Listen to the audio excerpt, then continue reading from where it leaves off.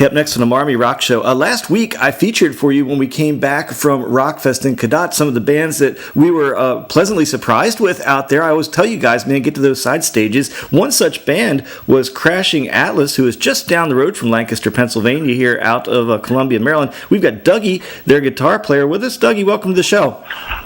Oh, thanks for having me, Rocky. Appreciate it.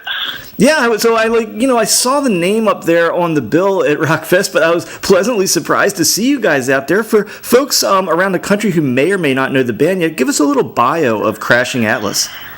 Oh, absolutely. So we came out of the ashes of prior bands.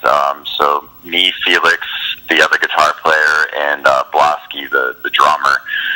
We were actually in another band together, and we decided to leave the other band to kind of do something off the wall type of thing. We knew we wanted to do something with like a hard rock type vibe, but with pop sensibilities and with electronic experimentations as well. So we went on a search for our singer, and we found Shelby Celine, and it was a wild ride. We wrote the record Ascend, and we had some good success with it. But with that success came a lot of pressure. And after our first tour, we were on tour with Austin John Winkler from the band Hinder. Yeah. And after that tour, actually in the middle of that tour, Shelby left the band. And she just decided that the whole being in a rock band and being out on the road all the time, it just wasn't for her, and it was a big shock to us, and we just didn't know kind of how to proceed. And for the past 8 months or so, we've been kind of just trying to find our fit once again at the singer position, because Crashing Atlas has always been me, Felix, and Blosk, and our bass player Nick now, coming together and actually writing the music and kind of making the sound in the whole direction and all that. And not to say that the singer hasn't been an integral part of it, but they've kind of just come in and just sang the songs and just did their thing. But finally, we actually have our replacement, and that was who you saw at Rockfest, and her name is Marina Heath, and she's fantastic. She's actually in another band called Echo Heart, and she just brings so many intangibles to the table. She's a flat out performer, and she's professional, and we just absolutely love her to death. And so we finally feel like everything's coming together once again, and we have new music actually that we played at Rockfest, and we're trying to put that out here in the next couple months. So let's talk a little bit about Rockfest. It was my 7th time in a row going there. It's one of our favorite festivals anywhere in the country. Was it your first time out there? Yes, it was, and actually it shocked me because I'm the only one in the band that's not from Maryland. I grew up in Chicago, in the Chicago area, and I'd never been to Rockfest. I'd heard of it 1,000 times over, but that was the first time I'd been there, and I couldn't believe how awesome it was. The culture there and just the people there, they're amazing, and they just thrive off of wanting to be around music, and they want to hear new bands, and that's really the coolest thing to me about that festival. Yeah, there's so many things. I talk about it on our show all the time. We love it out there. Now, for folks that do know the festival, though, you were down on that Buds stage, and that is a marathon gig. Tell folks a little bit about that. Oh, my God. It was unlike any other gig that I've played before in my life.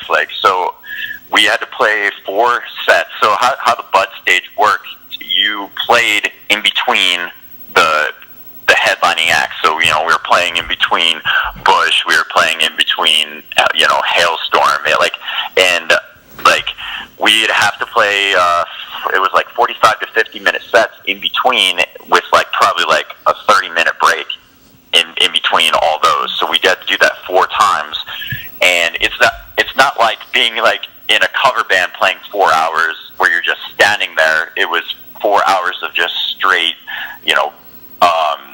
just going all out, and everyone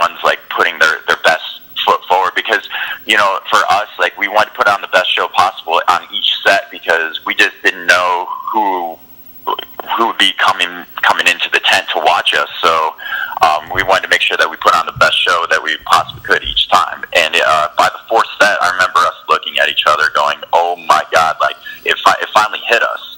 Like, cause, when you extrude that amount of energy, even on one set, it really is draining, but we did that 4 times. Well, your attitude was great there that you just described, because I can tell you, as a veteran of that festival, I have seen bands make the jump from that bud stage up to that very main stage several times. So hats off to you guys for giving it your all there. What was your favorite memories of Rockfest? Looking back on it, you were there a long time. What was your favorite festival memory? Oh my God, probably sitting side stage for Godsmack, just and hanging out with them. It was just seeing how they operate and do their show, and it was just unbelievable to see. And I'll never forget that. Like I played some really cool shows in my time, and like I remember opening up for some cool people and all that. But that was the first time that I remember actually just geeking out, just hanging out with Godsmack and like being near them and like their crew and how they operate. Like it was something that I know that the rest of I can speak for the rest of the band too. Like we just won't forget that. That's for sure. So for folks listening that are wondering, so how did an independent band from Central Maryland land on that bill? How'd you guys do it? Wow. Yeah, actually we got that question a lot when we landed the gig. It was actually I really can't give a straightforward answer on how it happened. I remember last year when Ascend came out, I sat down, and so how our booking works in Crashing Atlas, I do handle a majority of it. So when I set out to kind of go in like festival mode, I applied for 55 different festivals, and this was almost a year back. Wow. So the festival, and actually I'm starting the process again right now to do festivals for 2019. I applied for 55 of them, and I got 2 back. Wow, that's some hard work right there. That explains how you got on it, right? Yeah, exactly. It was, I guess for that particular festival, they were, I guess we were kind of what they were looking for on that particular year. I think that's probably like the best way that I could describe it, because they were, there were actually a couple of really cool female-fronted bands that were there. GFM was one of them. I don't know if you caught their set. I did, yeah. They were, yes, yeah. So I mean, I guess they were kind of like going in that mode for that particular year, and I guess we kind of had what they were kind of looking for at that time. And believe me, like it was strenuous. Like 55 different 54 other festivals told us no. When you hear no, like over 50 times, it gets kind of like you get put down a little bit. But as soon as we heard back from Rockfest, it was unbelievable. And then, like once we saw the lineup, we were like, wow! Like to see your name next to people like Incubus and Godsmack and Disturb. It really is. It humbles you a little bit. So for folks that may like Google you guys or whatever, you've got a pretty interesting music video for the song Savages. Tell us a little bit about that video and the making of that video. Oh wow. It was a fun day, that's for sure. We actually filmed that outside of Felix's property where we actually rehearse. It was a really, really hot day. We filmed part of it at his property, and then we filmed it in a old military base, and it was abandoned.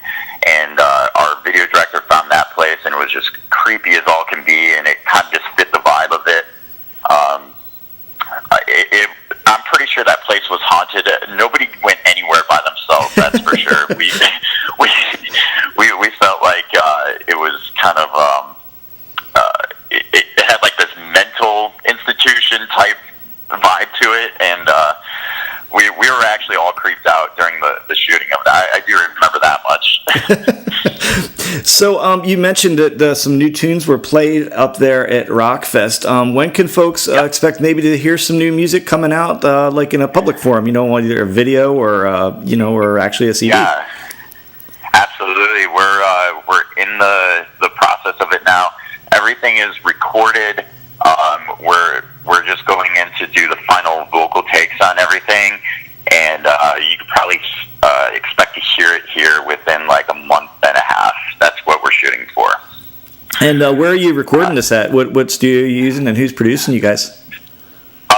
So we actually, our recording process is really cool. So our guitar player Felix, we record at his studio, which is called Vantage Studios. He produces a bunch of different people and pop acts, and like that's kind of his bread and butter is like pop rock type of stuff. But we recorded there, and we actually go to Nashville to have it mixed by our friend Billy Decker, who a lot of people might know him from. He's done Sam Hunt. He's done Montgomery Gentry. He's done Lit. He's just a bevy of like awesome, talented people.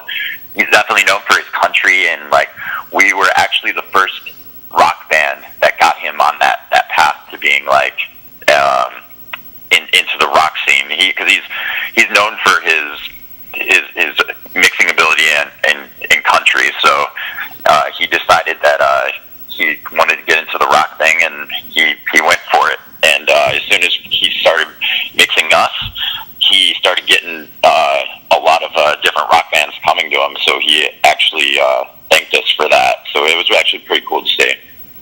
Well, we really had a good time seeing you up in Wisconsin, man, and I hope to see you at a bunch of other festivals soon. Keep plugging away at those applications, man, because you got a good one on your resume right now. They are Crashing Atlas out of Columbia, Maryland, and we've had Dougie with us. Man, I appreciate you taking that time to be on the show today.